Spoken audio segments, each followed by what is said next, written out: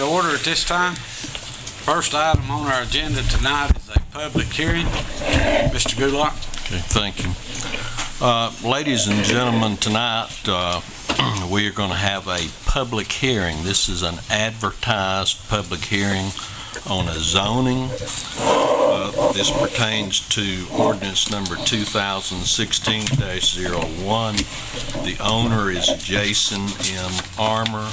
The location of the property is Parkway Plaza Drive, map and parcel number 0013A03200B, Fort Oglethorpe, Georgia.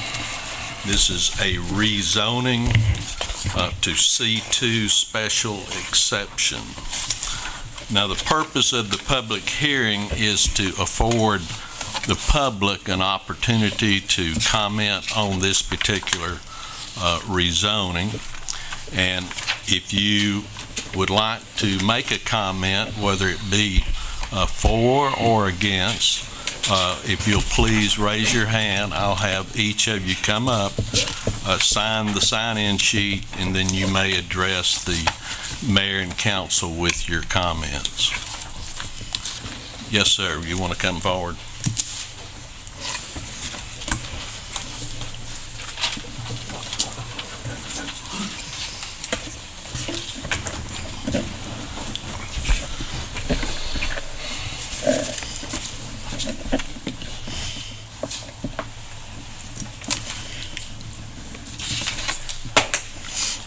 If you'll just come over here, Mr. Armour. Yes. Okay.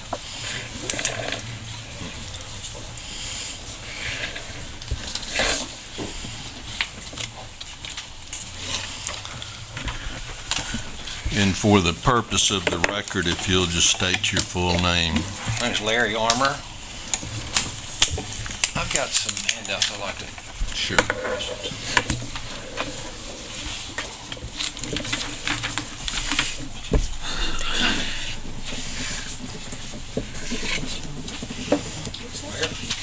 How are you, sir? I've never been better. How are you? All right. Broncos won, so I'm a happy guy. Especially if you bet on them. I didn't bet. That's happy. How are you, sir? Why don't you give it to Ron?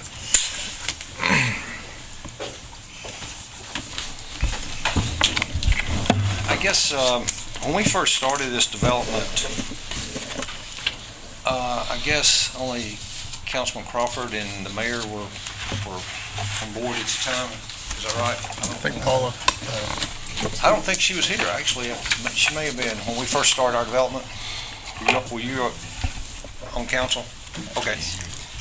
Sorry. Excuse me, just one. Can you hear him in the back? I didn't think so. Brian, can you adjust the volume on this?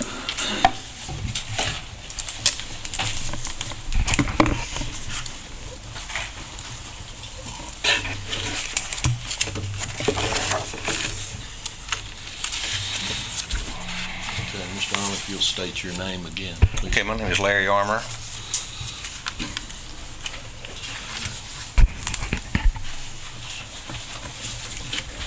Okay. So what I want to do is briefly, because the new members, kind of bring you up to where we were when we started this development. The first sheet that I handed you there is what the property used to look like when we purchased it. So you got the outline of where the shopping center is today. I'm getting feedback. So when we bought the property, it's probably about 4 years ago, we started negotiating on this property, and we're trying to find a use for it. And the property, there's 4 acres up front that's for sale, and it was for sale for a long time. You remember there was a mobile home sales lot there? And the problem with the property is you couldn't get to it. If you're coming from the east, you had to go to O'Charlie's and make a U-turn and come back, or if you're coming from the west, when you're on the property, you had to go to Walmart and make a U-turn and come back. We tried to figure out a use for the property. Jason and I met with the property owners and their representatives several times and couldn't make it fit. Somebody put it under contract for about 6 months or a year, They couldn't work it out. They came back to us, and we started working. We come to the city and asked them if we would like maybe for them to help us with a median cut. We thought that 4 acres there with a median cut would be something we could attract somebody into this market. And we started looking at the median cut was very expensive, and we run our numbers, and we really couldn't get much traction. So the property to the rear was owned by the same family, but different family members, and we put that property under contract, and as you know, most all of that flooded. It was, when you had a major rain, all that was underwater. And so I looked at it with my engineer, Wayne McCoy, and he suggested that we had a lot of surplus dirt, as you remember, at Costco. So he said, why don't you take some of that dirt and bring it over? So we ran the numbers, did all the calculations. 8,000 truckloads of dirt is what had to be imported. So I backed off that and said, it's just not affordable. We can't do it. We came back to the city and the county and said, if you will help us with a median cut and a traffic signal, we'll develop something really special back there. We can do maybe 150,000 square feet of retail, hopefully do some restaurants and so forth if you will help us. They all agreed to do that, and so therefore we end up with this, what I think is a really nice development. All the traffic prior to that, if you go to, Ronnie Cobb used to wear me out. He'd call me every day and say, you got to go to Walmart and count cars there. I mean, Tennessee people are visiting, going to Walmart shop, and actually I did. I went on weekends, I'd go down and count cars. Monday morning, just before we did the Costco deal, we'd have a conference call with Costco, and I'll tell them how many Tennessee cars I count in the parking lot.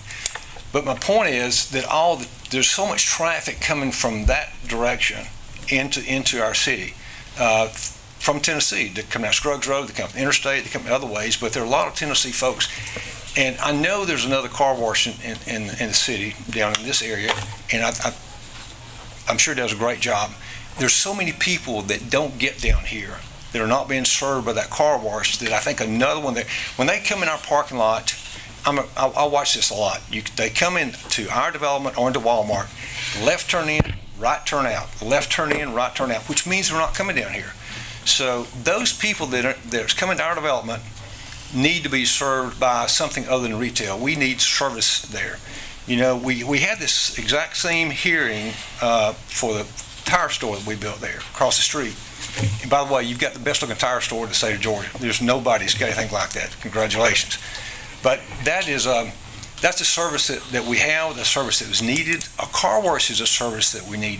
We need, while people are there circulating through our development, if you're at Buffalo Wild Wings, you're having a salad, before you leave, you want to have your car washed. Or if you come have your car washed, you may want to go to Hobby Lobby and shop. I mean, that all goes together. You need other ways to bring people out of development, and this is a perfect way to do that. You've got the circulation is good. We got only one other service business there, so I think it'd be great. The mayor and I were talking the other day, and he jokingly said to me, we don't need another car wash, what we need is more retail. And I know he wants the revenue. I understand that completely. The problem is we've got too much retail. If you look in our development there's shops back there, there's about 4,000 or 5,000 square feet of vacancy. If you look at the Walmart Center, there's vacancy over there. Look across at the Crylac Center, there's vacancy in there. Behind the Zaxby's, there's about 20,000 square feet of vacancy. There's a lot of dark windows in there. I think we need to take a pause, slow down, and stop retail for a time being. These people are my competitors, but I want them to be successful because it affects all of us when they're not successful. So I don't think we really need any more retail. I think what we need is some service. And this is a really good business. I think it complements, we worked hard. This is a lot of planning to get where we are today. And I wouldn't be asking for this if I didn't think it's good for my development. I think it's a perfect fit for us. It gives us something we don't have. People are not being served. And I think it's a great development. And I know you may have some questions. I'll be glad to try to answer them.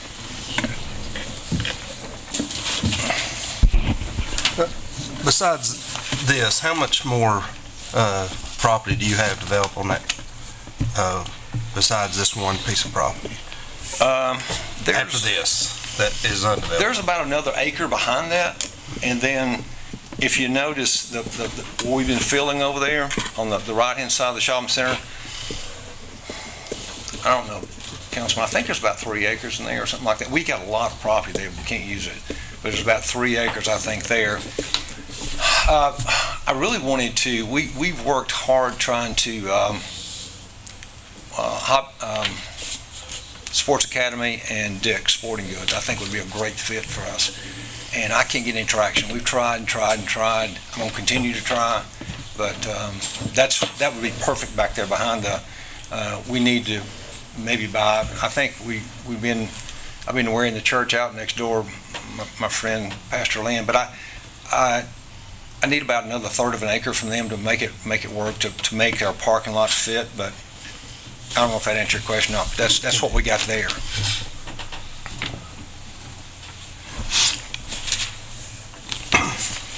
Just curious, how much in the last 5 years since former Mayor Cobb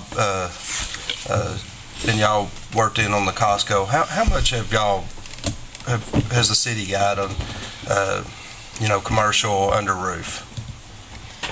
Square footage, in the last 5 years, we did some before that, but in the last 5 years, or whenever the starting of the Costco, was about 300,000 square feet is what I think, somewhere around there. That 300,000 square feet, by the way, calculates about $300 million a year in retail sales.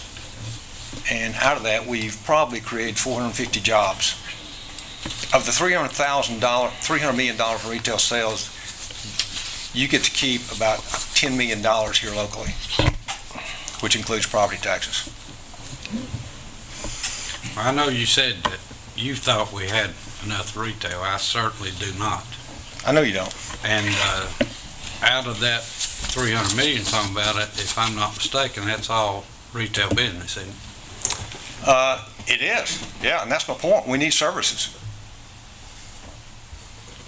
All right. Mr. Armour, Yes. this particular car wash, how many employees will it have?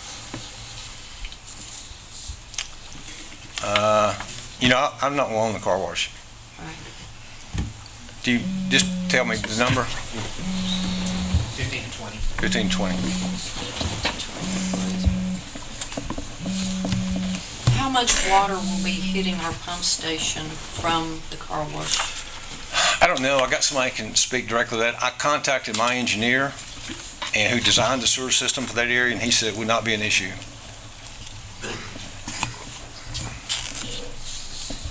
Did you speak with other business owners in the area? Are they good with the car wash, or do they think that it would detract? What are their opinions? I haven't heard anybody say anything negative about it.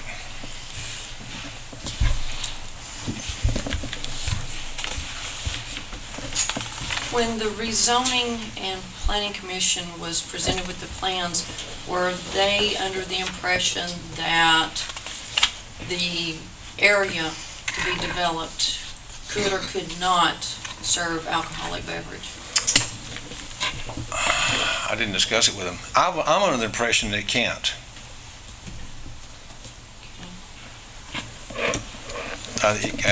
The ordinance clearly states that within 300 feet of a church, then you can't sell alcohol, and it definitely is within 300 feet of a church.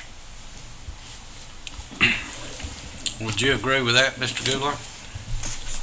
No, sir. I would not.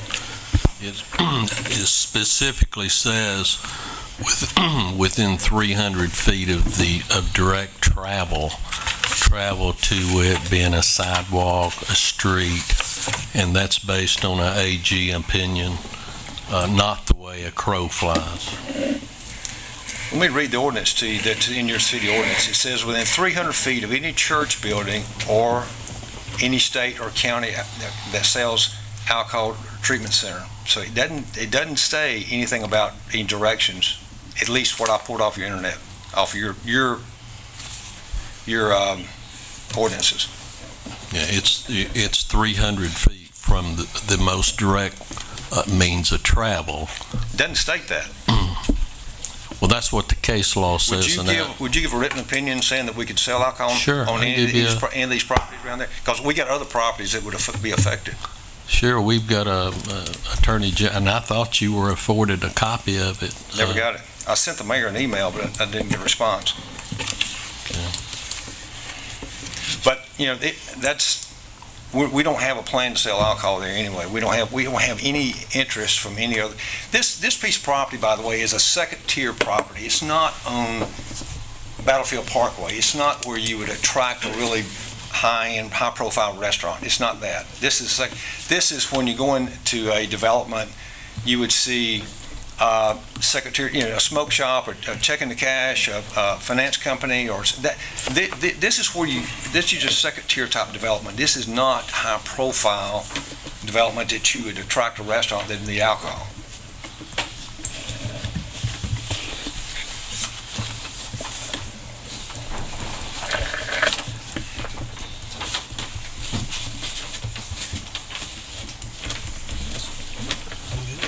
Any other questions?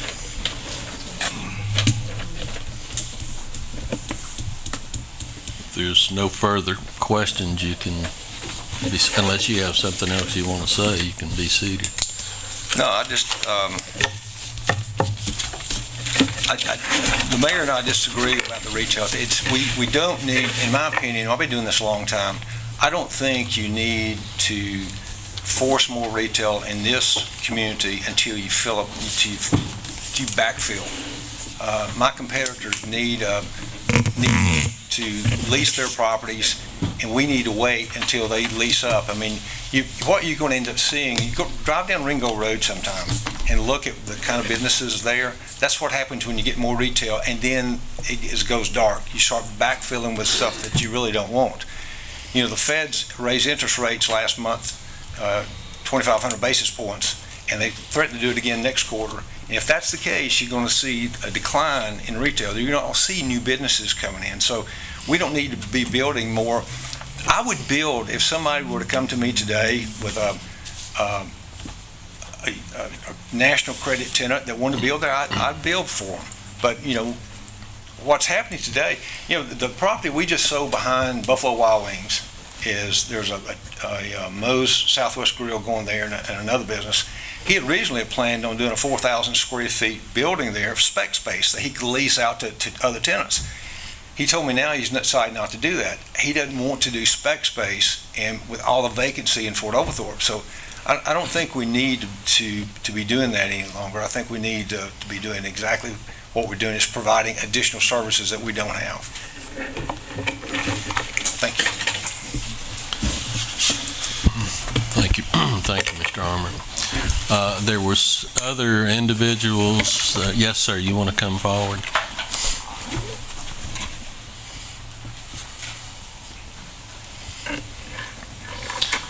If you would, sir, would you sign your name and then state your name when you get up and podium?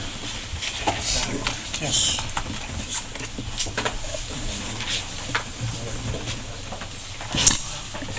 My name is Randy Lynn. I pastor Moriah Baptist Church here in Oglethorpe.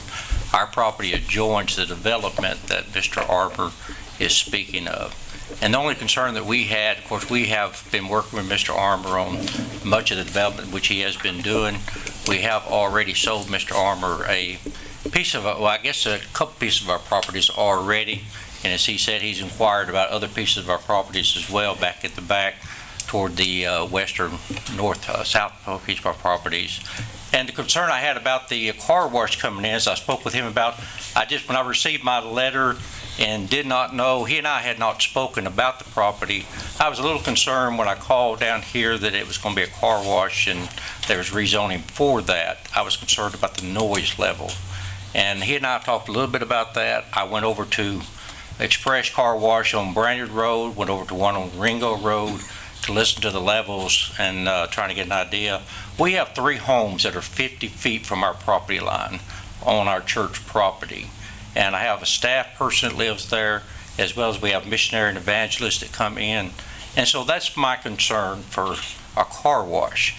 Now, he assures me that they have means or ways to be able to take care of the sound and that kind of thing. And so I just want to voice our opinion and our concerns that we have for that, along with the idea and thought also of with car washes. We also own the property down where Grace Point is at 1337 Battlefield Parkway. We own that piece of property as well, where the other car wash is. I guess we attract car washes, evidently. And we own that piece of property. And in the days gone by, we had problems with trash blowing over onto our property. And so we had concerns about that as well. So just want to voice that. Thank you. Is there anyone else in attendance that would like to comment on this rezoning? If so, please raise your hand. Okay. Mr. Cooper, you want to come forward?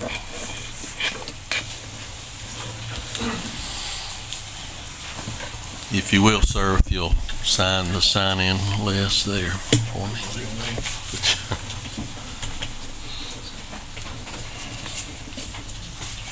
Thank you, sir. My name is Steve Cooper. I live in the city.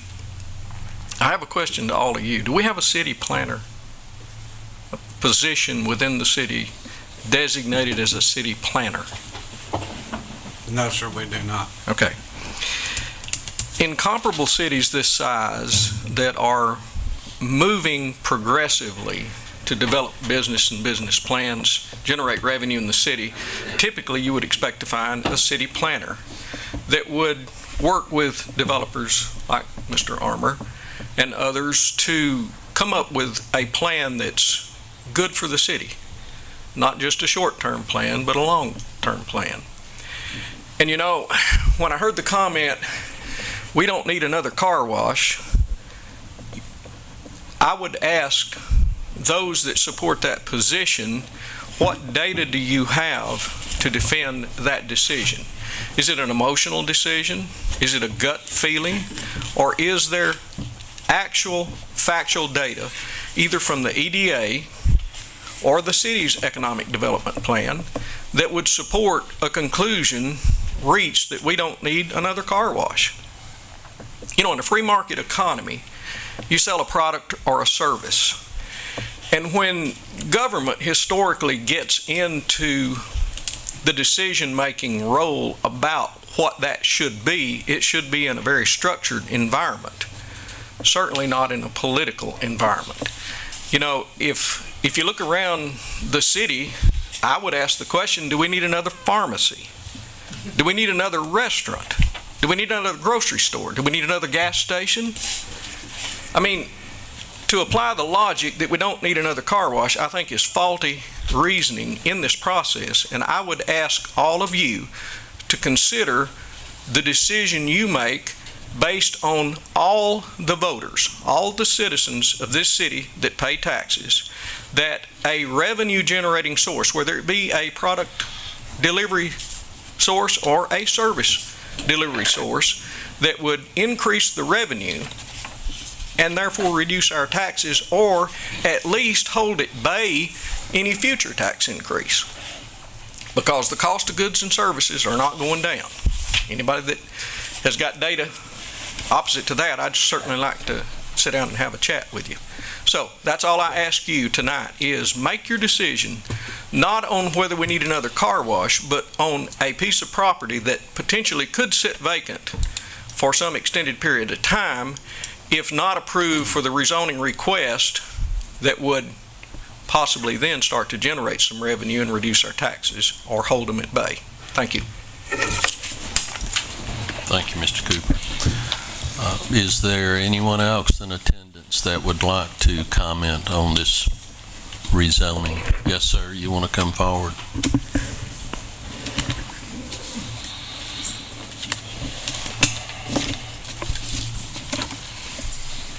Here's some confidential information for January keynote for Joel Carco. And when you're done with it, that's the copy to pass it on the block. Percentages from our P&L for the month for the total software program for the Carco. When you're done with it, we'll need you to copy it and we'll pass it on the block. Okay? Get right off the computer tray. Thanks. You're welcome. If you'll sign the sign-up sheet One of there. my 13 minutes.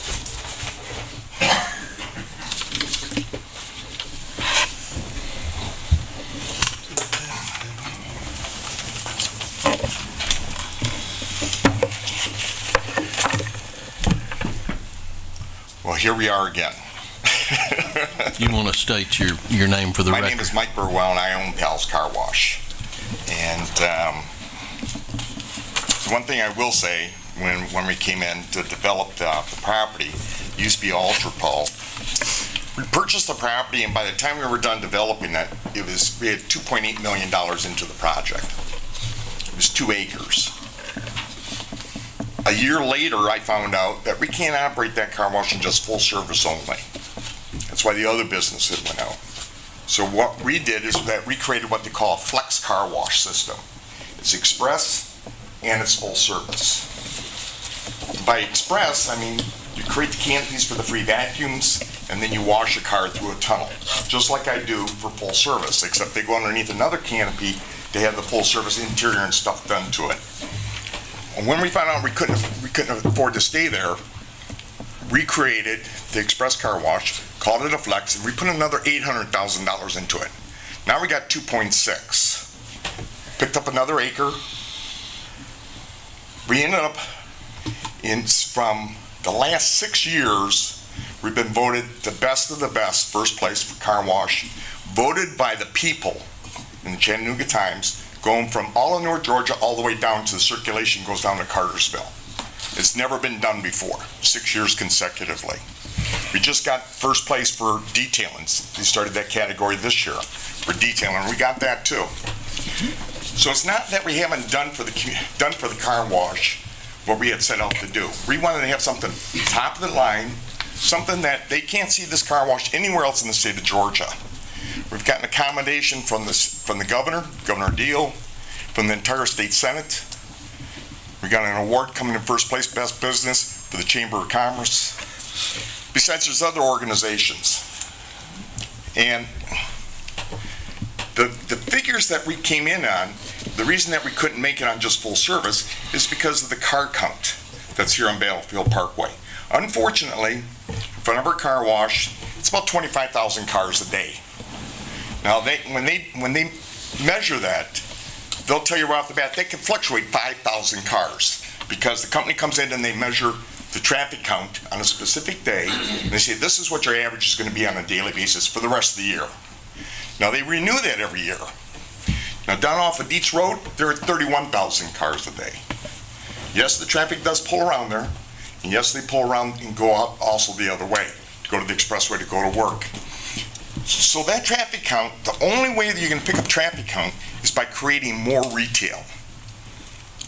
And if you create more retail, you're going to end up with more traffic. Not no more services. This neighborhood cannot facilitate a second car wash of the same magnitude. I brought in a letter from the president of Car Wash Services, which we went over before, that they sell 80% of all the car washes in the entire Southeast, all of their car wash equipment. And they themselves says, you cannot build another car wash within a 3-mile radius of an existing car wash of the same type. Now, if you go up to Gun Barrel Road in Chattanooga, where the traffic count's substantially higher, and you go between East Brainerd and Shallowford, you got 2 car washes. You got a full service, which is Hamilton Place, and then you got Gugu's, which is an express car wash. Hamilton Place is full service only, but you got 2 different car washes, 2 different markets, a customer base, 2 entirely different customer bases. The thing is with an express car wash, you end up with a lot of them through Chattanooga, is because the express car washes are set up for convenience only. People won't go more than 3 or 4 miles for a car wash, for an express car wash. They just won't do it. They'll go somewhere else because it's a convenience factor. Now, when it becomes a convenience factor, what are you going to really gain out of building another car wash in a facility where it should have been zoned retail to begin with?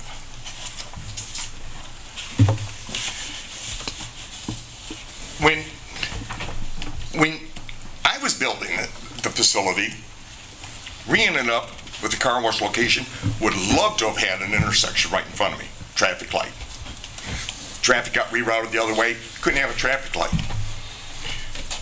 But with this development down there where it's set up for retail only, and that's what it was zoned for, to bring in more tax revenue. Now, the tax revenue isn't just based off of the property.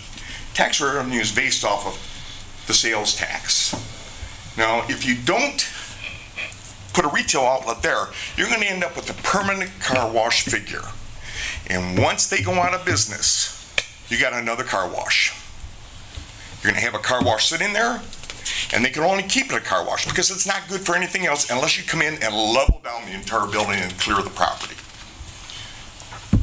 We have 3 other car washes right now in Fort Oglethorpe that have been out of business for years, and the buildings are still standing there vacant because they were car washes. But let's forget about the car wash statistics and stuff. What are you going to gain out of putting a car wash there? You're not going to get any sales tax. There's no sales tax on car washes in Georgia. You're going to end up with not 15 to 20 employees working in an express car wash.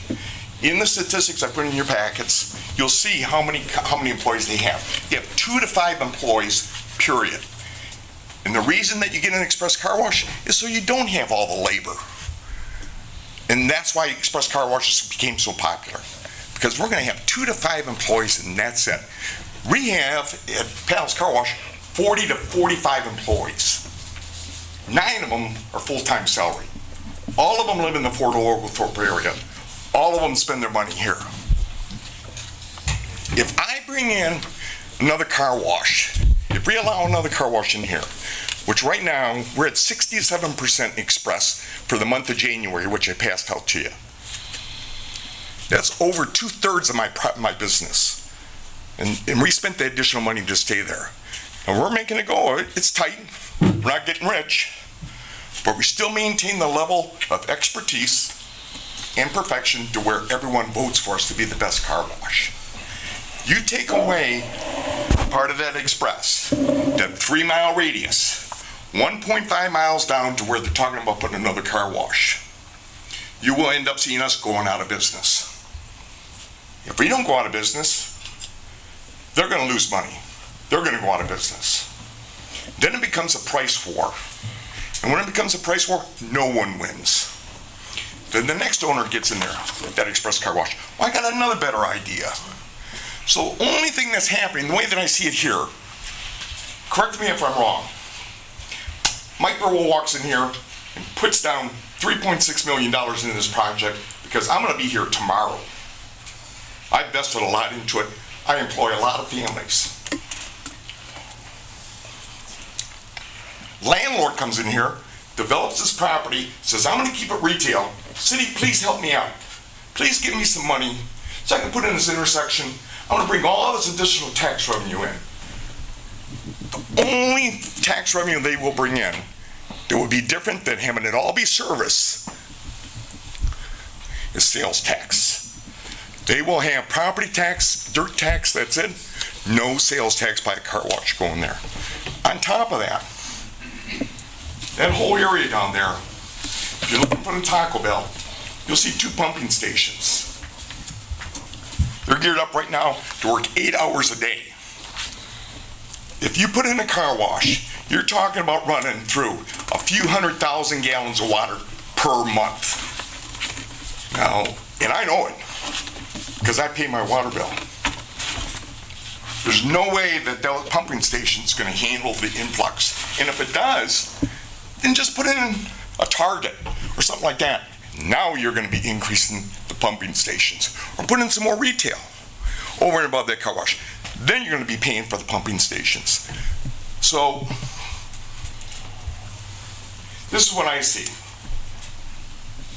A vote for yes means that the city's gaining something out of it. But I don't see it that way. They're not gaining any sales tax, which we went this route before when they annexed the property out of the city and put it into the county. They lost all that potential tax revenue. You're going to end up with dirt tax because more retail is going to come in there. 2, you're going to go to the expense of a pumping station. You're going to have to upgrade it at some point or replace it. 3, you're now bringing in a tenant, and that's what they are, a tenant. and you got a landlord who owns the dirt in the building, but you got a tenant that's gonna come in here, open up a car wash, and say, you know, I don't like this business, I ain't making a go of it. But Mike Burwell's still sitting over there with his investment, and still contributing to the city charities, senior citizens, and everyone else. Because they're gonna employ 2 to 5 people. I employ 40 to 45. Now let me go back and tell half of my salaried people, you're laid off. And half, at least half, of what I've got as far as for part-time people working there. And on top of that, you're gonna see that car wash go down to what you had before in Ultra Pro. A piece of shit, excuse my language. And that's exactly what it's gonna turn into. Because no one, I'm not gonna stay there, I'm gonna sell the place. I'll sell some Koreans that wanted to buy the place 4 months ago. I'll let them deal with the problems that's here. The only way that you can make a go of it for another facility, another service provider of a car wash, is if you're in the ballpark of doing 40 to 45,000 cars per day. And the only way you're gonna get to it isn't from offering service, it's from offering retail. So you have to go retail. If you don't, then you're personally gaining somehow. Because the city's not gaining, it's costing the city. So, that's about all I got to say.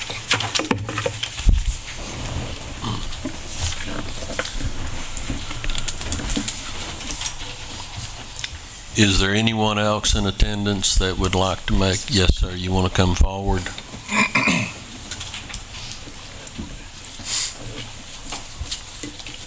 If you'll sign the sheet and then state your name.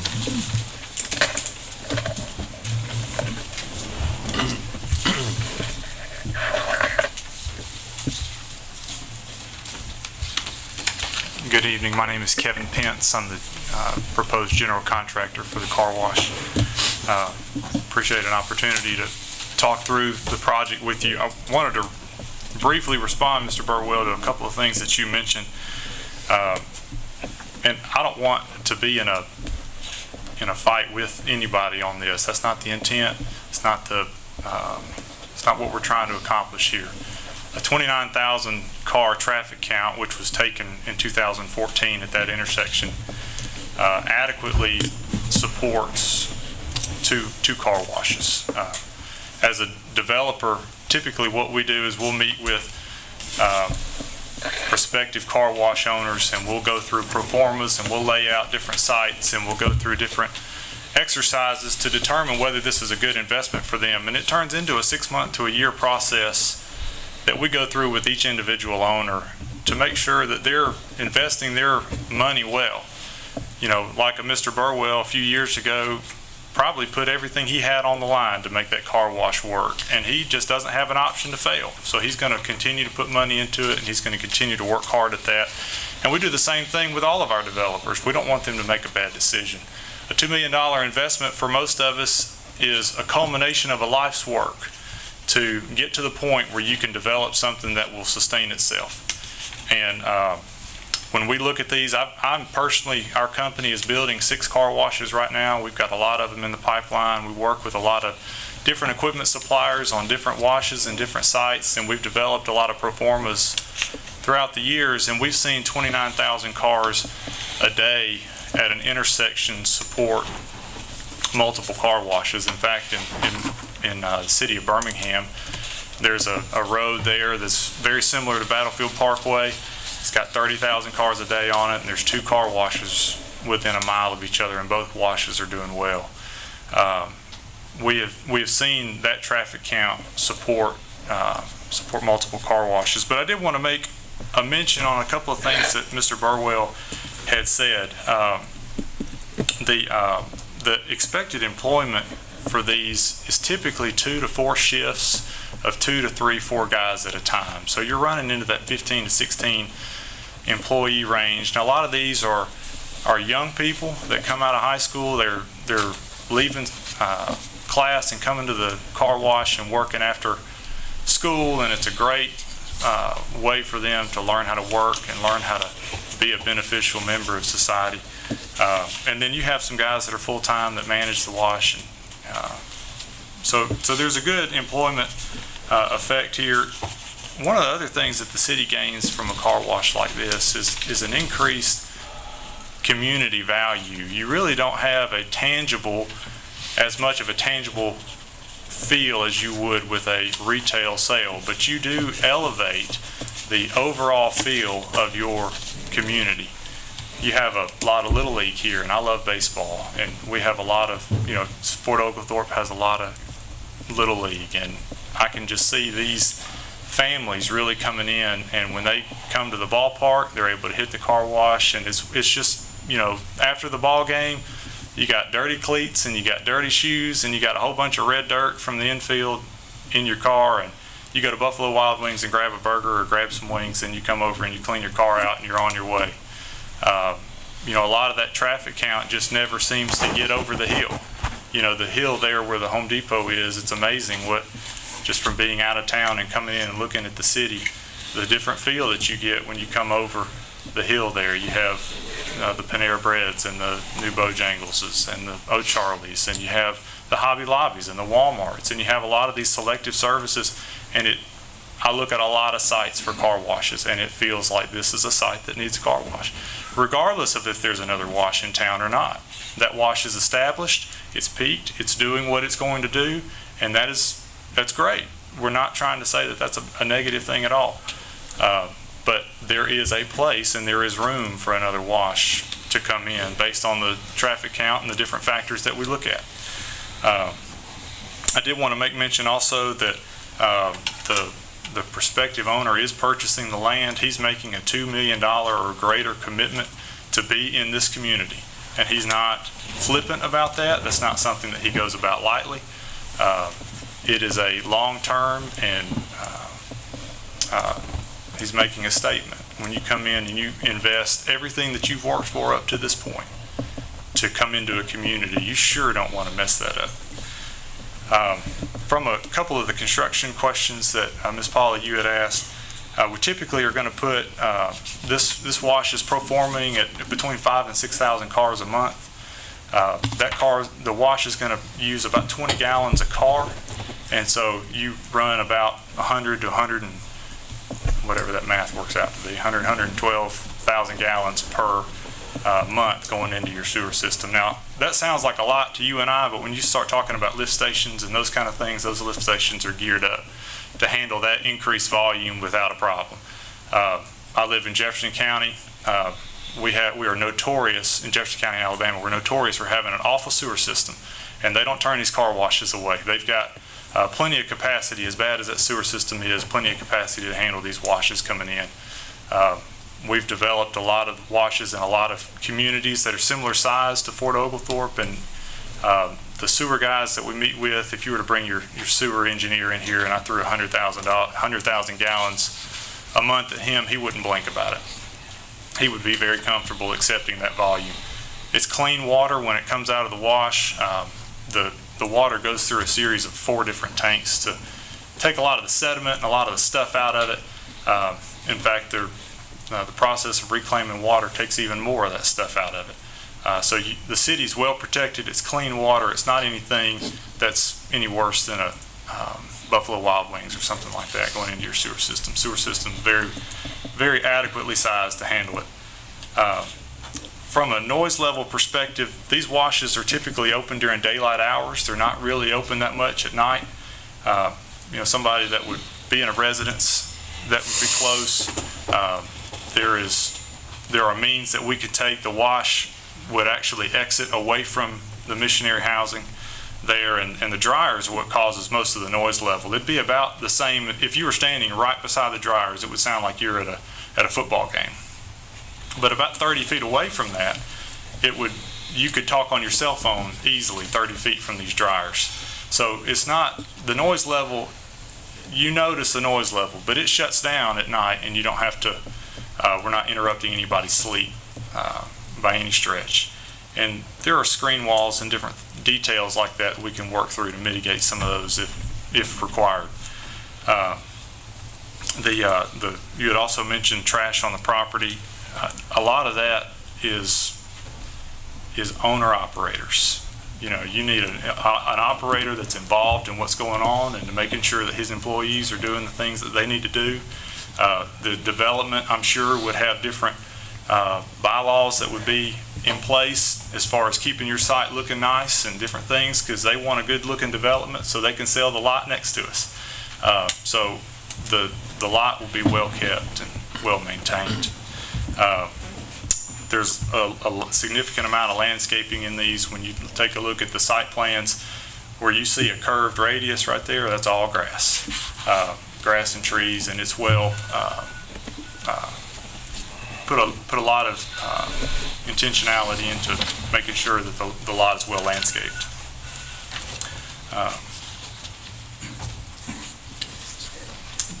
Those were the main points that I wanted to cover. I just wanted to bring up primarily the fact that we're not trying to come in and undermine any existing businesses.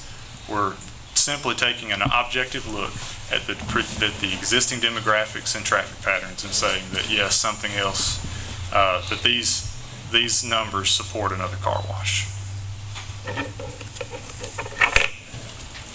Thank you. Anybody have any questions from the contractor? I think we've got a few questions for this gentleman. I'm confused as to, is this car wash open 3 shifts, 24 hours a day, or is it not? The hours are typically going to be 8 o'clock in the morning till 7 or 8 at night. And you were going to run 3 shifts primarily because there's a lot of part-time students that are running this. So you may have some guys that are right out of college that, they may have 2 jobs and they're working Tuesdays and Thursdays at the wash, and they're working Monday, Wednesday, and Friday somewhere else. After school, you'd have a shift change where your students would come in and run that after school hours let out. So it's not a strict, 8 hour. I mean, if you're running an 8-hour shift, you're 8 to 3, and then you've got another shift that comes in the afternoon. So your employment is, you're impacting the lives of 15 to 16 people there, but it's not there are a few full-term and full-time guys that will work and manage, so you have some continuity there, but mostly you're just running some, just different shifts of different types of people that come in and work there. Does the owner own any more car washes? No, sir, this is his first. Where does he live?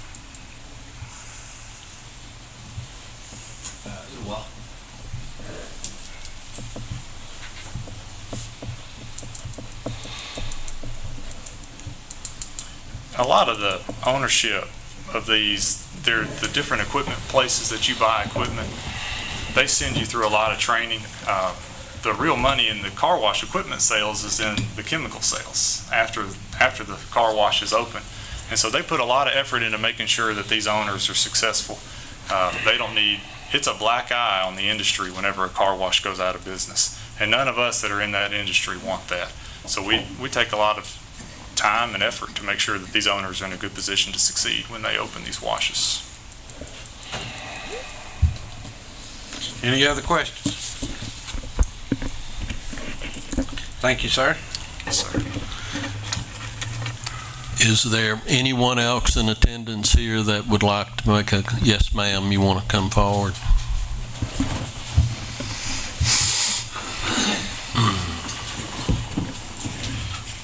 Is this another one of those like apartment where they try to get it rezoned and prospected, or do they actually have somebody I'm Diane Burwell. I'm Mike's wife.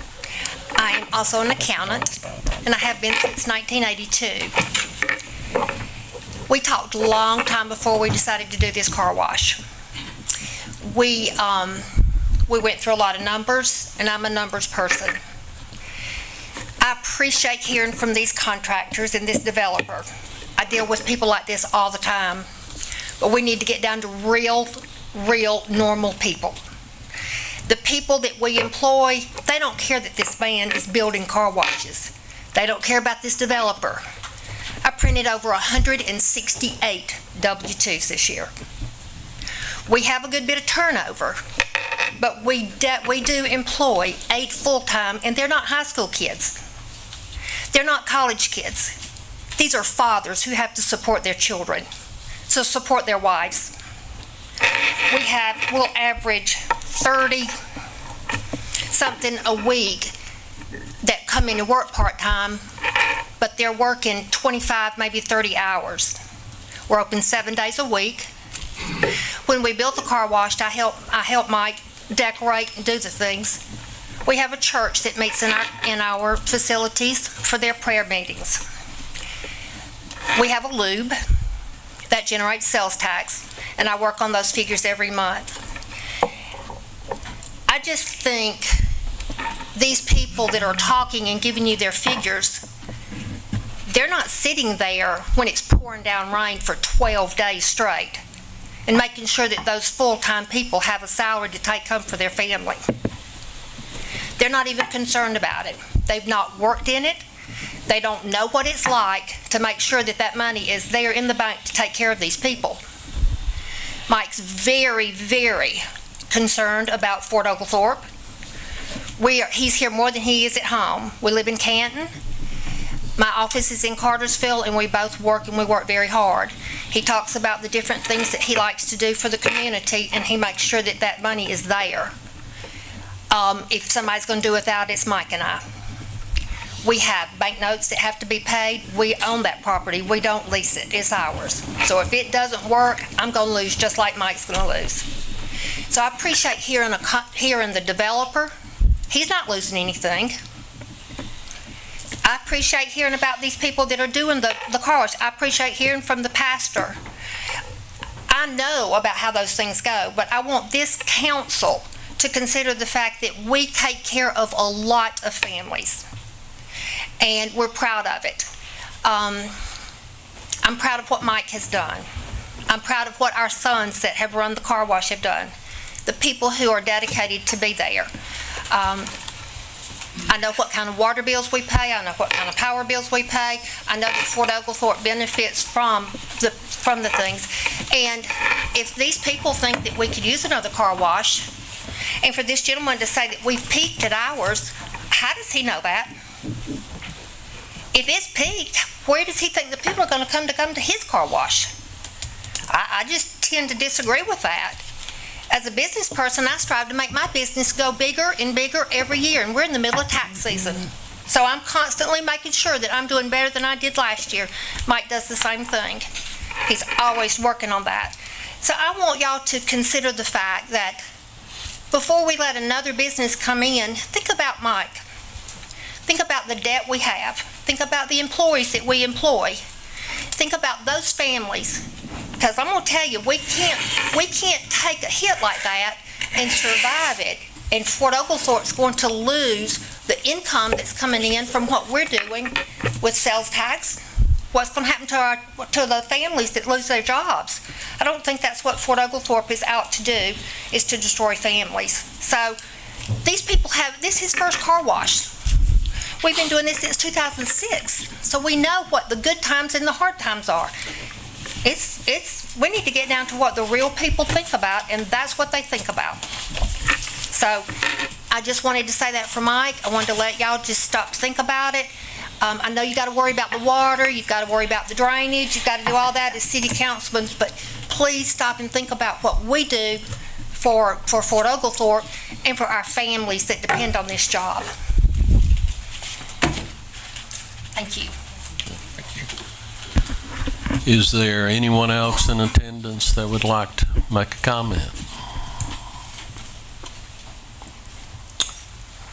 Okay, Mr. Armour, you've had an opportunity. You may speak again, but please don't be repetitive or redundant.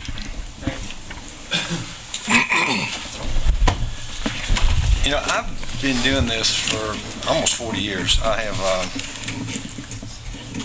done about 75 of these type deals in 13 different states. I've been to a lot of zoning meetings over the years. I've never had a competitor come and say, don't approve this, let me be the only person. I want to be the only one in your community to do what I do. You've got Lowe's sitting beside Home Depot. You get all these different competitors. We just, my son is a really good friend of the guy that owns Zaxby's. Sells a lot of wings. When we opened Buffalo Wild Wings, he was happy for us, although he knew he was going to be our competitor. I mean, he will work his tail off to make sure we don't get his business. That's what the free enterprise system is all about. It's not about, one of the things that really drives me nuts in Washington, that people in Washington think certain people are entitled to things. You shouldn't be entitled to anything. If you own a business and somebody opens a competitive business next door, you got to work harder. If you got one business in town, that means that one person sets the rate, the time he's open, the level of service they provide. You get no choice, unless you want to go over to East Ridge, which is what I do because it's convenient for me. But I don't think that anybody should be entitled. When we came for this zoning for the tire store, which is exact same zoning we're asking for today, nobody, and there's a lot of people sell tires in this community. Nobody came here and says, whoa, no more tire stores. We got enough tire stores. That's not the way our system works. You should be able to work hard and get what you want. I Googled today something I thought was interesting. I'm a big, people in Washington are not. I am big on the American free enterprise system. It's the way I think we should run our country. The free enterprise system is a political doctrine that holds that a capital economy can regulate itself by a freely competitive market in relationships to supply and demand. The marketplace tells you when you can do it, without interference from government beyond regulations necessary to provide public interest. So if you think you've got, if this gentleman wants, now he's buying the property, you keep hearing leasing, he's not leasing, he's not walking away, I won't get it back. He owned the property. If he's willing to invest his hard-earned money in that, he has, he's got a debt to pay, he'll work hard, he has not the right, but he has the opportunity to be successful. And that's what everybody in America should have. If you believe in a free enterprise system, they should have the opportunity to be successful. It's not about one person being entitled, or it's not about one person having a monopoly on a community. It's about everybody having an equal opportunity. Thank you. Okay, Mr. Armour, I gave you a right to rebuttal, so I'll allow Mr. Burwell to come back. And if you please don't be repetitive or redundant with your comments. Couldn't agree with you more so. The last thing that Mike Burwell wants is entitlement. What I want out of the city council is I want you to sit back, look at the figures, what's best for the city. I want you to make that determination. You got all the statistics in front of you, you've heard from everyone. What's going to be in business today or what's going to be in business tomorrow? Would you open up another home theater, another theater down the street? I don't think so. Would you allow it? I don't think so, because you end up with a vacant lot. One of them's going out of business. Would you open up pawn shops? I'll approve those. Would you open up more car lots? It's free enterprise. People should be able to come in and do what they want to. But it's up to the city to determine what we want here for long term for tomorrow.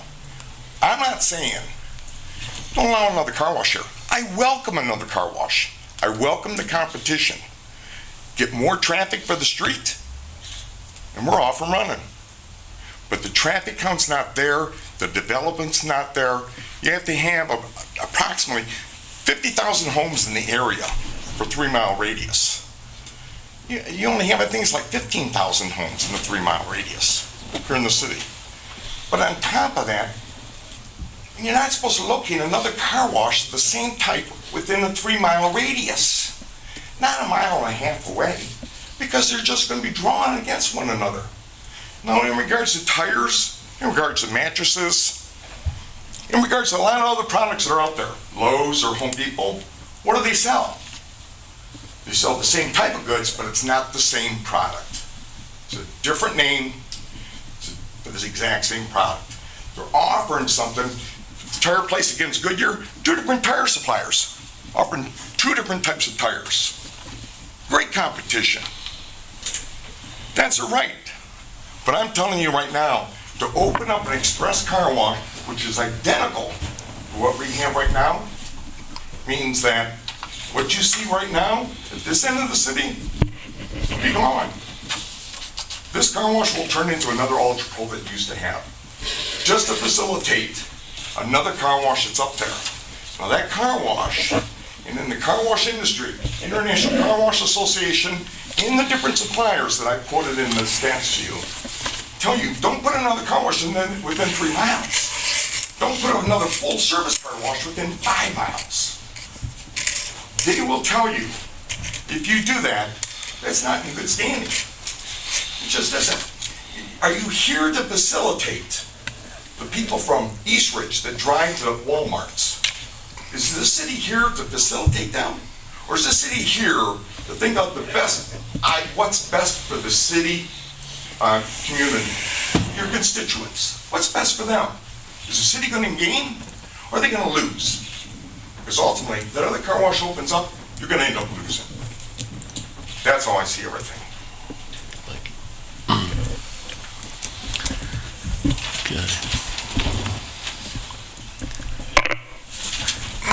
Is there anyone else that would like to make a comment?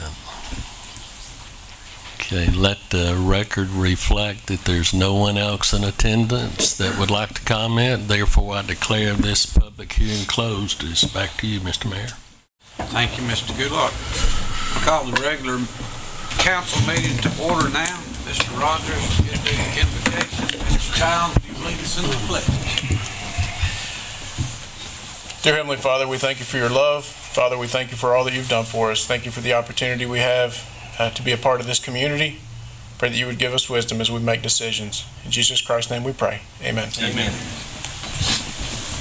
I pledge allegiance to the flag of the United States of America and to the republic for which it stands, one nation, under God, indivisible, with liberty and justice for all.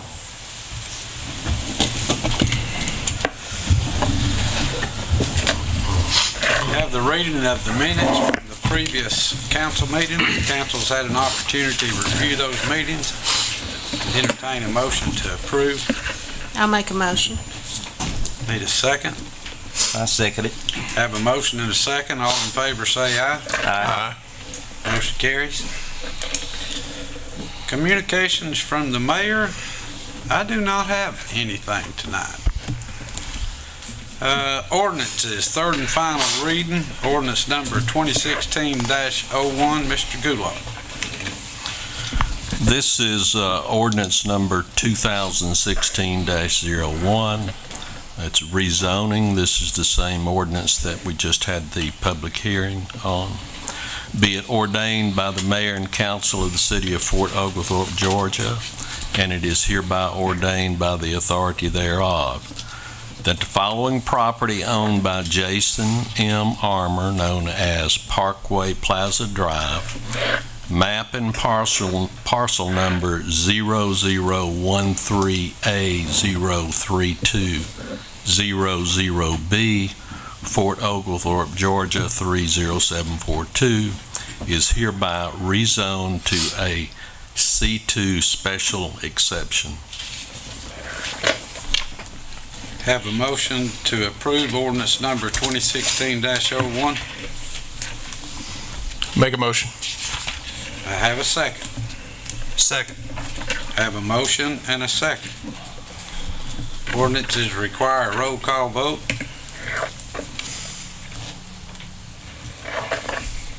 Mr. Rogers? Yes.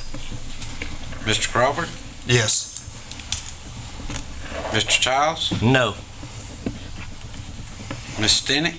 No. Ms. James? No. Motion fails 3-2. First reading of ordinance number 2016-02. Mr. Goodluck. Ordinance number 2016-02. This will be the first reading. Annexation. Be it ordained by the mayor and council of the city of Fort Oglethorpe, Georgia, and it is hereby ordained by the authority thereof, that the following property owned by Emerson Properties LLC, known as map and parcel number 0010C032002, is hereby annexed into the city of Fort Oglethorpe. Thank you, Mr. Goodlock. First reading, ordinance number 2016-03. Mr. Goodlock. Ordinance number 2016-03. This will be the first reading. Rezoning, be it ordained by the mayor and council of the city of Fort Oglethorpe, Georgia, and it is hereby ordained by the authority thereof that the following property owned by Emerson Properties, known as map and parcel number 0010C032002, is hereby rezoned to a R5 residential multifamily zoning. Thank you, Mr. Goodlock. Next item under new business, proposed approval of continued participation in the City of Fort Oglethorpe's GMA 401A defined contribution plan. Mr. Goodlock. This is the same plan that we've had in effect for several years. It's up for renewal.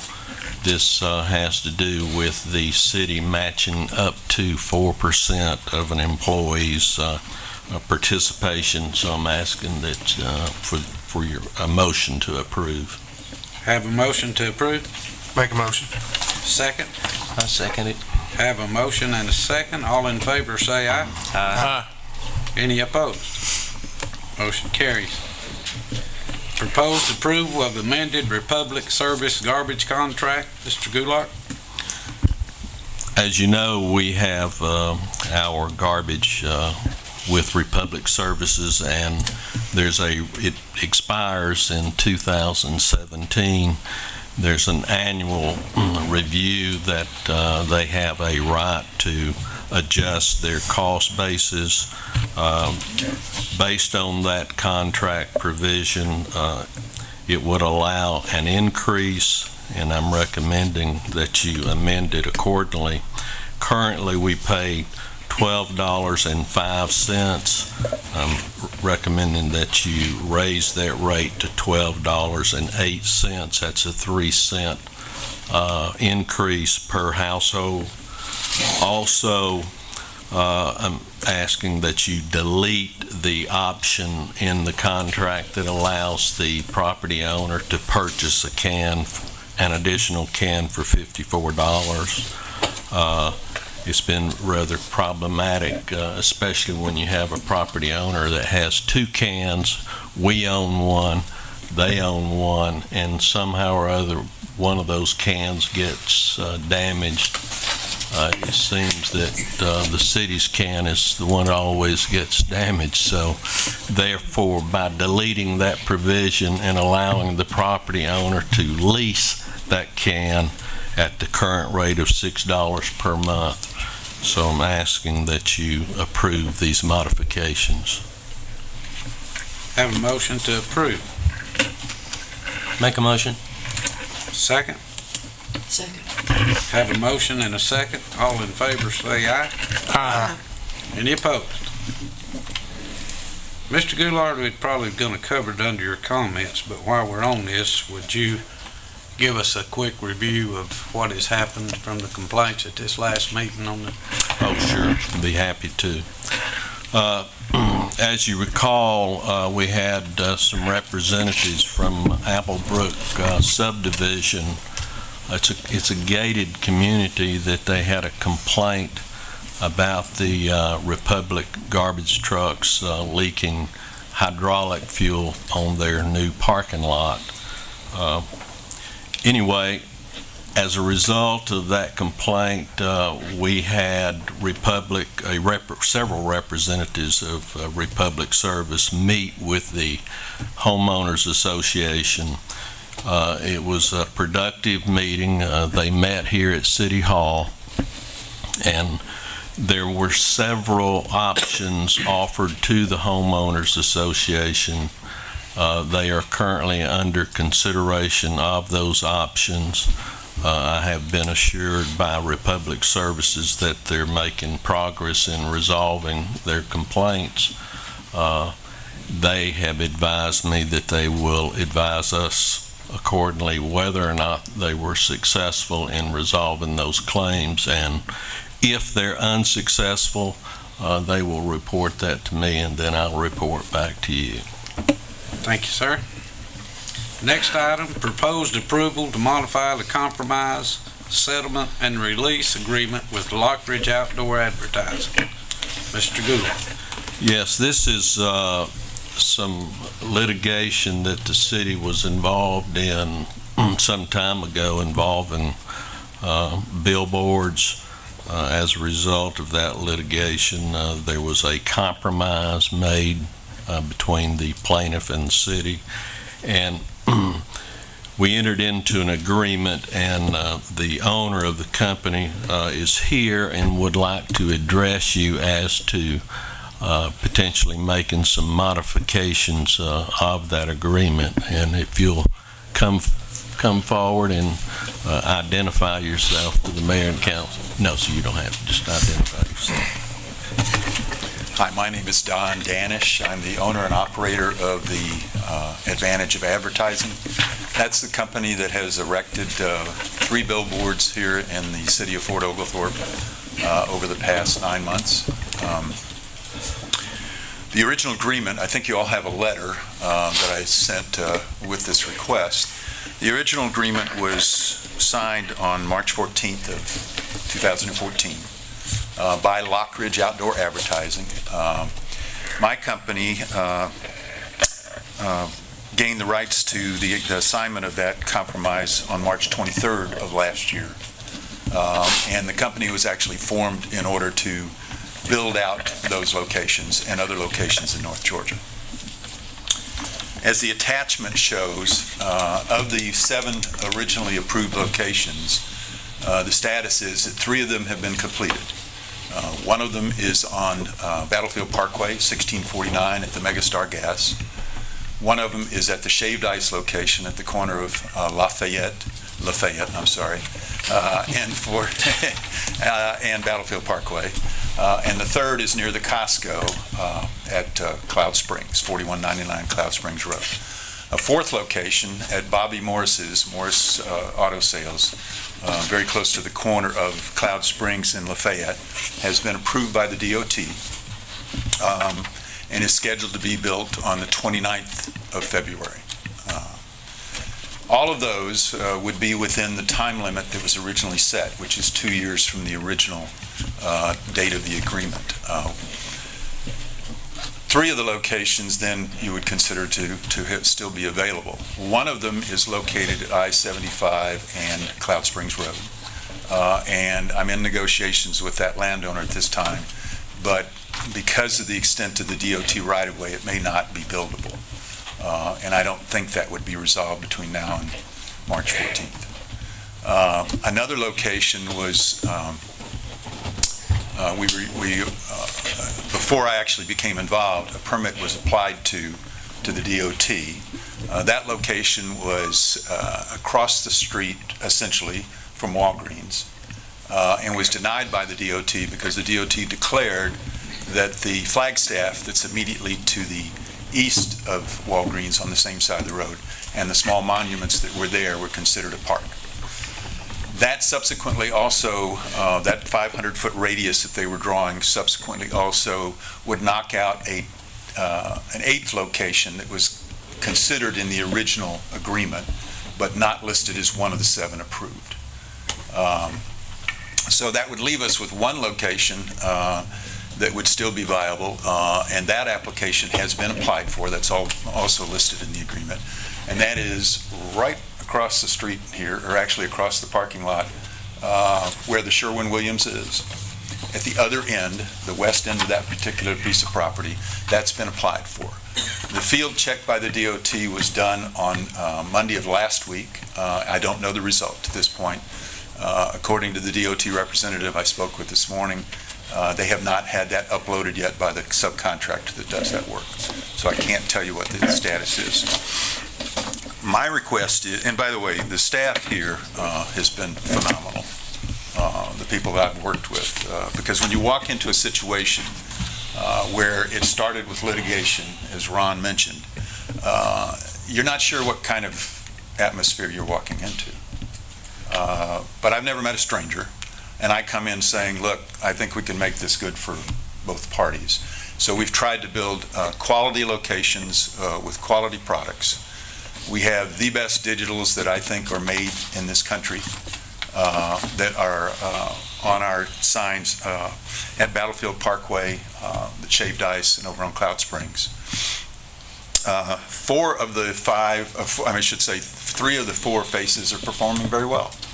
And they are widely, I'd say, accepted and used by the citizens here and the businesses here. As a matter of fact, we have one gentleman who was actually on the billboard. David, right? Yes. Yeah. He was happy birthday on Christmas Eve, and I actually was so excited about that at 5 minutes to midnight, because I do all the scheduling as well. I receive the artwork, I make sure that it works with the software, I flow it into the software, and on those special occasions when there's something like that coming up, at 5 minutes to midnight, before it's going to come on at midnight, I pull up my iPad and I pull up a camera that actually allows me to look at the billboard. And at midnight when it rolls up, I just kind of smile, because I figured that somebody was making somebody else smile, and that was going to be worth seeing. So anyways, those are the approaches that we take to doing the business here. We've done a number of different community service things for and with the city. I went through the reports today to figure out how many spots had actually been done for 5 things that we've done with the city. With Brian's help, there were a number of different things that the city wanted to promote, and we were happy to do that. The pool was one, opening the pool or scheduling a pool party for the city's Parks and Recreation. One of them was for the fallen soldiers in the Sailor. One of them was for the Rick Honeycutt tournament. One of them was for, and I think I'm going to get the name wrong on that one. I called it the, okay, Brian, help me out on this one. It's the Love the Fun Fest. Stockings for Love. That one we did. I'm sorry, I've got it stuck in my brain as Fun Fest. Okay. For that one. So there's the total number of spots over the time from when we first put up one of those until December 31st. A spot meaning a 10-second viewing, 813,122. A lot of them. In any case, so here's what my request is. First of all, when we go into a market, even if the allowance says 7, you want to put something up for a while and make sure that it's performing and that it's appropriate, and that you're not overbuilding for a market. We just had a hearing in which there's a lot of discussion about overbuilding and whether or not that's an appropriate thing. So I take a cautionary approach. I build what's appropriate, and then I do a little wait and see. The other wait and see that I did is I realized that there was an election coming up. And in October, when I first thought about the fact that I had a drop dead date here of March 14th of this year, 2016, I thought it more appropriate to wait until the city council had gone through its election, and that the people who were going to have to live with the decision were the people making that decision. And so I waited until now to approach the council. So that may end up being a shame on me, but that's just what I thought was the appropriate thing to do under the circumstances. So here's the request. The original agreement allowed 7 structures, and we would not go above that. 7 locations. What we're talking about is staying at 7. So I'm not trying to increase the number of locations. The original location approves 7 locations, and in your report there that I've given you, you can see certain of them aren't going to make it or didn't make it already. 2 of them are mutually exclusive of the other 3. 3 of the locations were listed that I would like to include in being able to build in because of some of the ones we've lost during this extension. I'm only asking for 120 days. I think I can get what I need to get done in 120 days, or at that point, I just have to stop. Of the 3 additional locations, One of them will not be approved for the same reason the DOT did not approve the one in front of the Flagstaff, because it's in that same radius. So it's not eligible. Two of the other locations are they're almost adjoining each other. That's not appropriate. That doesn't look good. It's not good for the city. It's not good for us to put two that close together. So all of a sudden, of the three additional that I'm asking for, really only one is viable. And so the request is in there to allow an additional location that is outside of that, but meets all the other specs. So it's not one of the 1 through 10 that's in the original agreement. It's an additional location somewhere 3/4 of a mile east of our existing location right over here at Mega Star Gas on the south side of the road. And that's probably also good to spread it out. And more than likely, what I would do in that location is take the face that's on the digital billboard now, that's the west faced, so the one that's closest to us as we're speaking here tonight, and remove it and put it on this new location further south. It's not performing well. I am a businessman. I would move it and put it there. And it would actually this would be more or less in the vicinity across from Lowe's. I don't want to name it because it'll be along a stretch that can only go as far as Panera. The DOT regulations within the state of Georgia are 5,000-foot spacing. And if you go all the way to where the classic car dealership is, right at that location, there's a Tri-Vision unit. That's the units that flip. State law, or DOT code, has 5,000 feet, almost a mile. And they don't talk about electronics necessarily. They say multiple message or multi-message signs. So that one is the starting point. You have to go 5,000 feet. Roughly, that creek just before Panera's is the 5,000-foot mark. So we're talking about something between there and the elementary school on that side of the road. That would be that additional location I'm looking for. So I asked for your extension, 120 days, completion of everything. I believe that takes us to July 11th. And I asked for your indulgence in doing something you don't have to do, in allowing the additional locations, but to a maximum of 7, including the one that's not even mentioned there, and one to be named later, but in the vicinity, which is something that's in the original agreement, and meeting all other specifications in the past that were in that agreement.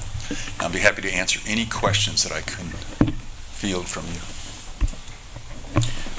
So we're going to wind up with a total of 7 still, right?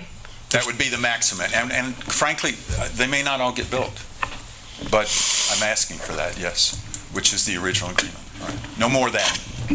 Different locations, but not more than 7. Yes, sir. Did you say that you would take the west side? Did you say you would take one side of this one down? Did I? Yes, Is that what I heard? I'm considering doing that. Okay. And what would be up there would be just as static. The structures are built for 2 digitals, but they're also, that particular structure has catwalks on it, which is what you need if you're going to have a static board, the traditional outdoor. Okay. So it'd simply be converted to a static, and the digital unit would be moved down in the other direction, down further south. And the reason is simply this. The dynamic here, for a reason I can't fully explain, but perhaps some of y'all who have been here a long, long time, all of your lives, I think, in some cases, can explain to me why eastbound is so popular, or westbound is so popular, east-facing. Going westbound. Going westbound, yes, sir. The one you were on. Yeah.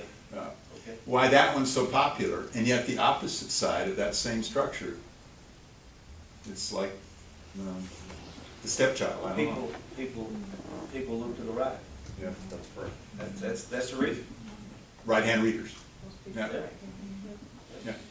And the thing is, the reason I think it was originally put up that way, the reason we did it, is because there's a stoplight right there. And typically, but I think the right-hand reader thing, you may have nailed it, actually. So what I'm talking about doing in that particular case is moving that digital down there. They're not inexpensive, but it's a lot cheaper to move one than not have it working at all. So. May I answer any other questions? Remember the one of us shaved ice is on the left-hand side, and it's very... Well, someone here, someone in your city described that as the longest waiting line. Yeah, the longest waiting line in the city. It is. And I thought that was a very apt description. But in my industry, of course, we like that. That helps, and it's been very, very popular, actually. You've been most gracious with the pool, the Fallen Five, Rick Honeycutt, Stocking Full of Love. Obviously, you're a family man, and Fort Oglethorpe, we say families first. That's my Well, motto. I'm very much a family man, yeah. And I didn't mention also, speaking of family, that we've also signed up for the Amber Alert program, and these structures, all of these digital programs are on that program. Great, so you will be doing that free of charge, Amber Alert. Right. And we have one other program that I frankly was not aware of beforehand. I was actually president of the Outdoor Advertising Association of Georgia for a couple of years, and on that board for 12 years, and very, very active in our industry statewide during that time. And then my wife had a 9-year battle with cancer, which she won. And I didn't do a lot in the business then. And one of the things that's come since that time, while I've been out of it, was something that's done actually with the GBI and the Outdoor Advertising Association of Georgia. So it's a similar program to Amber Alert, and they may even call it Levi Alert, but right now I can't gain any traction with the people in that association because they're all down at the state capitol during the General Assembly. After March 24th thereabout, then I'll be able to work on that and perhaps get that signed up as well. And I met with your chief of police earlier today just on the Amber Alert, so. Any other questions?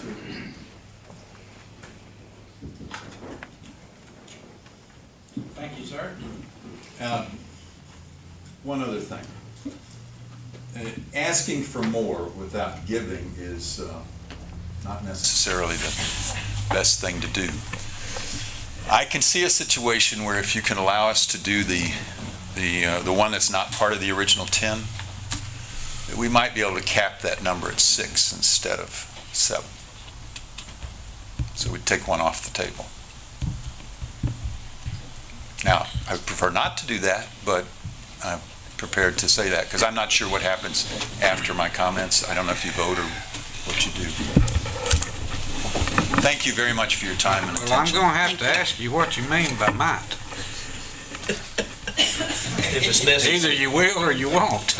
I think what it means is that if you, as a city council, vote it to be that way, then that is the way it will be. But I'm saying that my preference would be to leave it at 7. They're all going to be well built. They're going to be well designed, and you know what? I like this city a lot. I've enjoyed the people I've worked with and met here, and all of the. Well, you and I are not friends. This young lady right here, she's been gracious to work with as well. So, whatever you can do for us, I'd appreciate it. Thank you.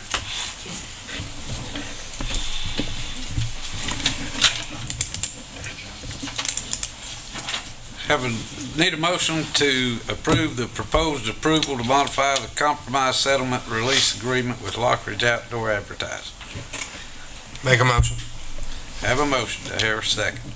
Second. Have a motion and a second. All in favor say aye. Aye. Any opposed? Motion carried. Now, since it did carry, and we might want to put this stipulation of 6 in there, anybody want to make a motion to put that 6 in there? I'll make a motion. Have a motion to have a second. Second. Have a motion and a second. All in favor say aye. Aye. Aye. That was a delayed aye. Was that unanimous there? No. So I have a nay. Mr. Rogers, We'll just do a roll call. Yes. Mr. Crawford? No. Mr. Childs? Yes. Ms. Stinnett? Yes.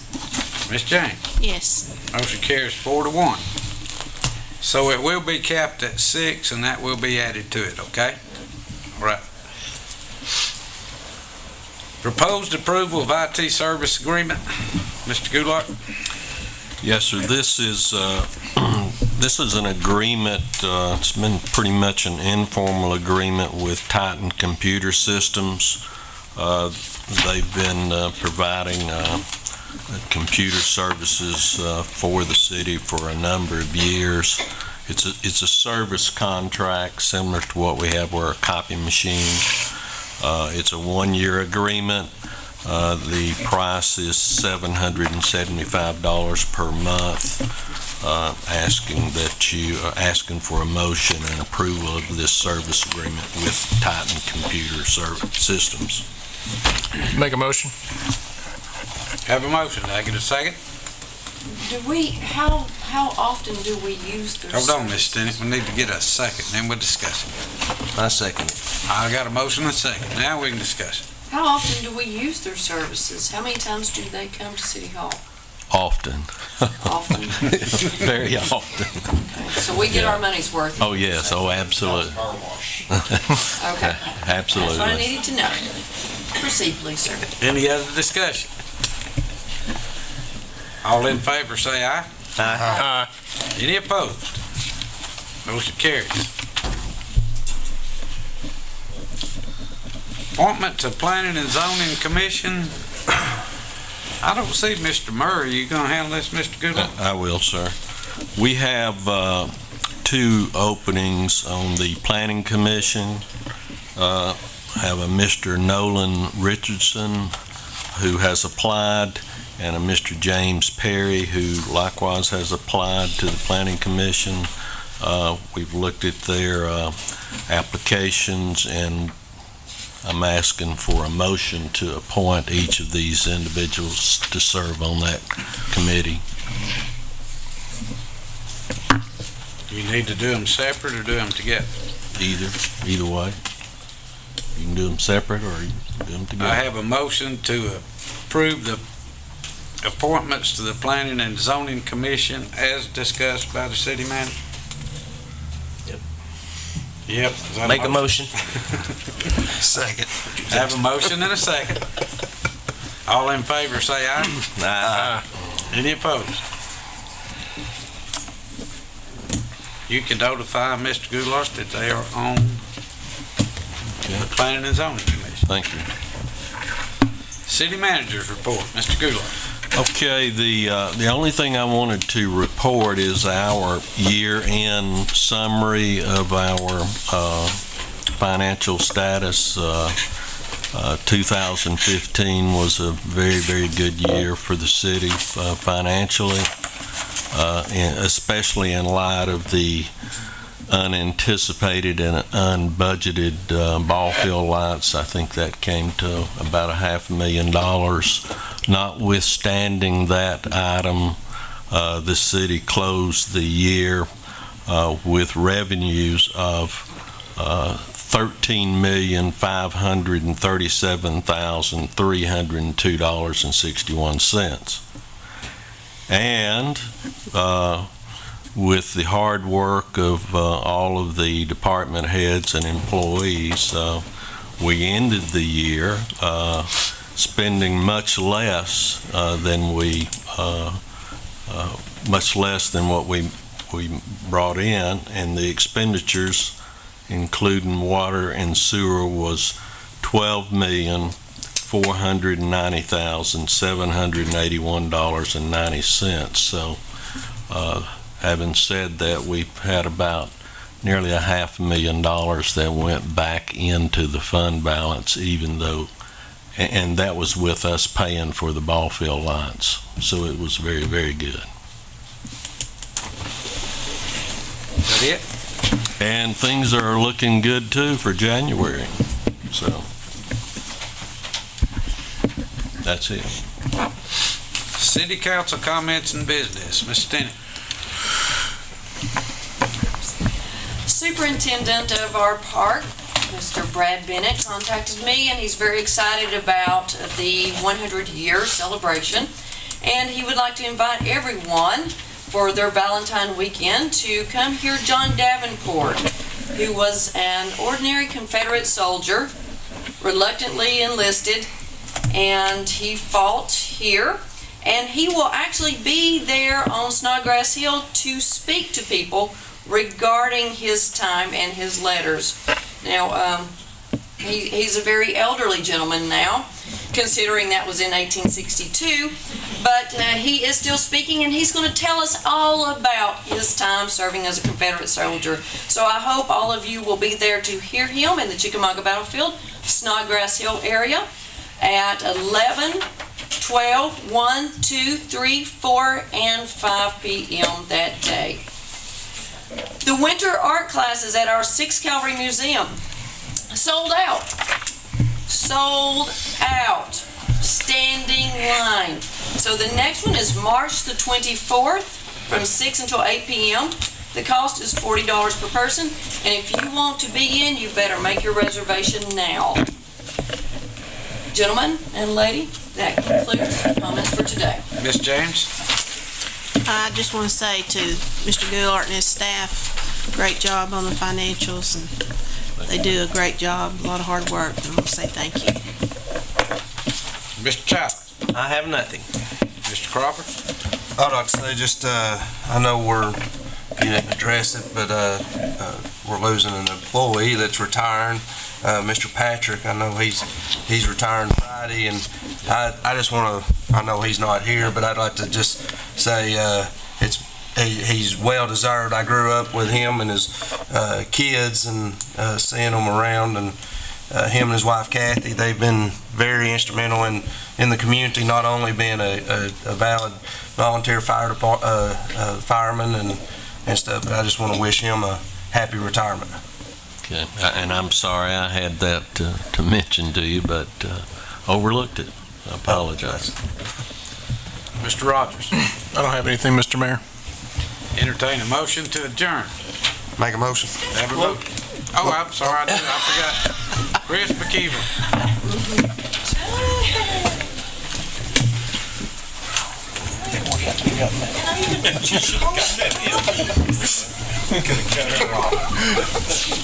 It's been a long meeting. Oh, that's nice. That's great. Have that. Sorry. All right. Bring off that. Thank you. Well, these are the new. I'm Chris McKeever with the 6th Cavalry Museum and also the Fort Oglethorpe Tourism Association. And we've had so many activities and events going on that the best way to tell you about them is to give you printed handouts. So your first page is the museum update since our renovations. And it talks about our Painting for a Purpose fundraiser, which was held on January the 28th, and our kids' art classes that are going on right now. Painting for a Purpose will be held the 4th Thursday of each month except for the month of May, because May 7th through June 16th is when the Smithsonian's traveling exhibit, Hometown Teams, will be hosted by the museum. And so you've got a couple information sheets on your second page that explains what Hometown Teams is and why we are so excited to be hosting it. Our museum would never have the opportunity to have a Smithsonian exhibit ever. And so by being part of the Museum on Main Street program and the Georgia Humanities bringing Hometown Teams to the state of Georgia, we were one of 12 sites selected from the 27 that competed for it. So your third sheet is the Catoosa County Sports Biographies. And this is where I figure if we tell everybody enough about it, when we have the exhibit, and if your sports biography is not included, you do not get to call and gripe at us for not knowing it. So when it finally occurred to me how I knew Earl Grey when he, at the last meeting, talked about refereeing basketball. And I envisioned him in those black and white stripes. I'm like, that's where I knew him from. All this time, I'm like, how do I know this man?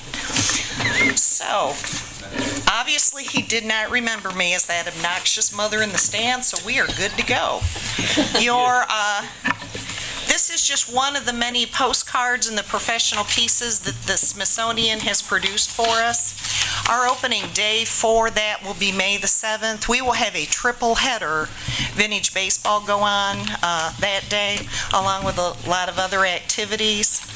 And the first two winners will come back for the third match, and they will play for the 6th Cavalry Cup. And so that will be something new that we're doing this year. Your fourth sheet of paper is your Catoosa County Historic High Country Region. We are always a year behind getting tourism stats, and so this is for the year 2014. And this is just a wonderful way for us to look at tourism and see how it really impacts us.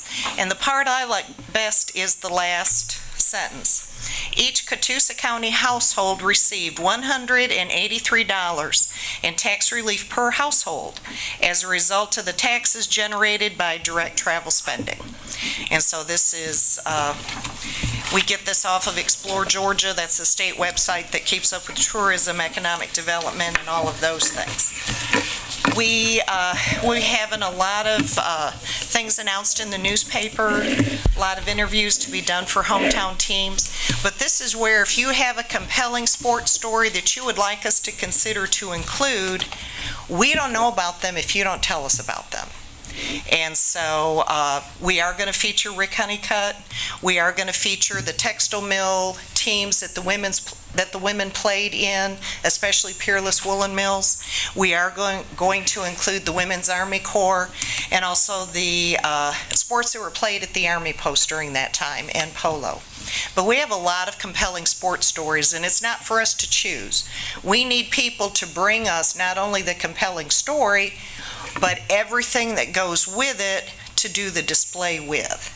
Because a compelling story that somebody is just going to read on a great big display board is not near as interesting as the uniform or the trophy or, photos. We've got great photos of Rick Honeycutt growing up when they won the Kids World Series, whatever it was called back when he was 8 or 9. We have all those pictures along with his uniform and other things that will make a good display, in addition to what we'll have from the Smithsonian.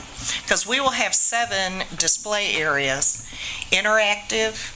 We'll have computer screens that you answer the questions to, something that our little museum would never be able to afford on its own, but we get it absolutely free because we're one of the 12 sites. Now, it also means we're doing a lot of work, and David serves on our committee along with some other fine folks. So, thank you so much. Come and visit your local museum. We have a lot of great stuff going on. Thank you. Now you can adjourn.